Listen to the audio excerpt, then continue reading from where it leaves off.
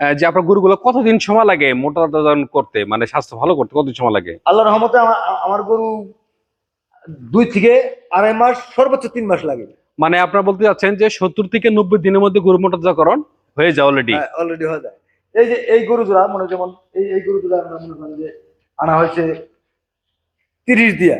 1,30,000 দুইটা? হ্যাঁ, দুইটা 1,30,000 দিয়ে আনা হয়েছে। হুম হুম। আল্লাহ বাঁচা রাখলে এই আজকে মনে করেন যে 1 মাস 14 দিন। 1 মাস 14 দিন, অনেক তো ভালো ছাড় হয়েছে।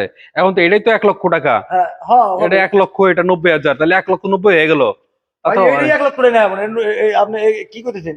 তাহলে এটা 1,10,000, এটা 1,00,000 হয়ে এটা যাবে। 1,20,000 ধরেন। ও আরে আচ্ছা। নিম্ন। হ্যাঁ, এখন ছাড় দিলে 1,20,000 নিম্নে ধরেন আপনি। আর বিষয় হচ্ছে কি, যারা নতুন খামার করছেন তাদেরকে বলি যে গরু কিনতে বা চিনতে এটা শিখতে হবে, কিভাবে গরু কিনতে হবে, কোন গরু কিনলে লাভ হবে, এগুলো আসলে বিষয়টা খুবই ক্রিটিক্যাল জিনিস। গরু কিনলেই যে মোটা হবে এমনটি না।